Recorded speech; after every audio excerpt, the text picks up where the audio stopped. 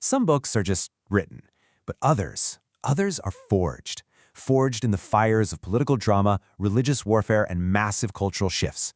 Today, we're diving into the story of one such book, maybe the most influential one ever printed in English.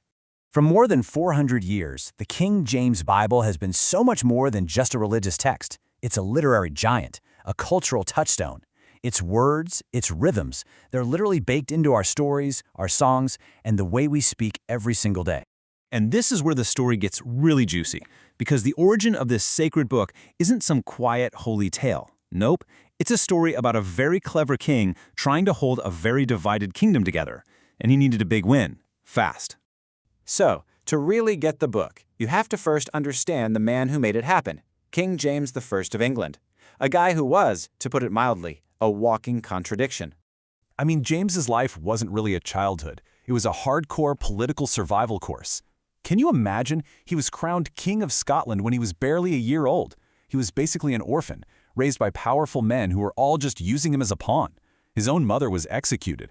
So, by the time he finally got the English throne in 1603, he wasn't some naive newcomer. He was a master of the power game. And that nickname, man, it just hits the nail on the head. Because on one hand, James was brilliant, super scholarly, loved theology, wrote books. But on the other hand, he could be incredibly clumsy when it came to politics, and he just didn't always get the English way of doing things. He was a thinker for sure, but maybe not always the wisest ruler. So James takes over England, and what he finds is a religious minefield just waiting to explode. And right at the center of all that tension, two different Bibles, each one fighting for the very soul of the country. Think of it like this. In one corner, you have the Bishop's Bible. This was the official one, the one the monarchy and the Church of England liked. But in the other corner was the Geneva Bible. This was the people's favorite, especially with the Puritans. The problem? It was packed with notes in the margins, and some of those notes basically said it was okay to disobey a king if he was wicked. Now, for a king like James, who was all in on the divine right of kings, the idea that God himself put him on the throne and he answered only to God, this was a total non-starter. He saw those notes as straight-up treason. To him, this popular little book was a direct attack on his power, and it simply had to go. So his kingdom is on the brink, and what does James do? Something absolutely brilliant. He takes a direct challenge from his biggest critics and flips it into the greatest political opportunity of his reign. The whole thing went down at a place called the Hampton Court Conference. The idea was to bring everyone together, the establishment bishops and the Puritan reformers, to supposedly talk through their issues and find some common ground. So the Puritans show up with this big list of reforms, probably hoping this new king from Scotland would be on their side. They were wrong. James pretty much sided with his bishops and shot down almost everything they asked for. It looked like a total disaster for the Puritan cause. But then, almost as an afterthought, the Puritan leaders suggested one last thing. Hey, what about a new, better translation of the Bible? And that was the moment. That was the opening James was waiting for. He jumped on the idea, trashing all the other Bibles and taking a special shot at his #1 enemy, the Geneva. And this is the genius move. He took the Puritans' own idea and turned it into a massive royal project under his complete control. He would create a brand new Bible, one that would replace all the others. It would be the Bible for the entire kingdom, uniting everyone under one church and, most importantly, under one king. No more pesky notes in the margins. It was a political checkmate. Okay, so the king gives the order. Easy enough, right? Well, creating a masterpiece is a little harder. What followed was one of the most incredible, ambitious, scholarly projects the world had ever seen. James didn't mess around. He put together an absolute dream team. 47 of the greatest scholars and language experts in his entire kingdom. These were the guys who would create his new Bible.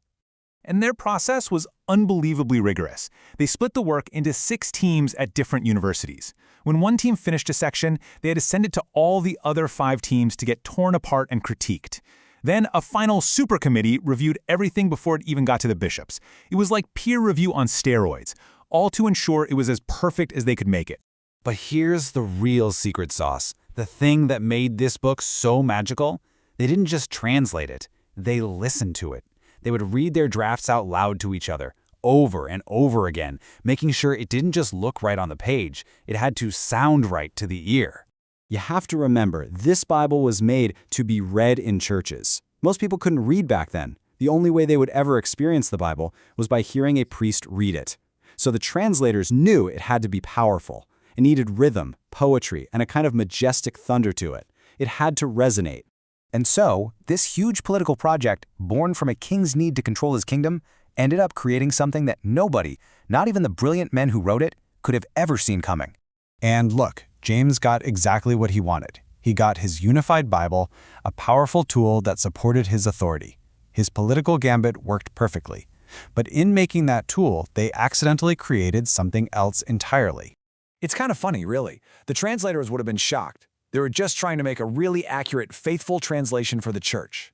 They had absolutely no idea they were creating one of the greatest works of literature in the English language. It was a truly happy accident. And the impact? It was just monumental. This book helped standardize the English language. You know, phrases like the salt of the earth, or a law unto themselves, or the blind leading the blind. Yep, all from this book. It proved that English could be a language of real beauty and power. So, it really leaves you with a fascinating thought, doesn't it?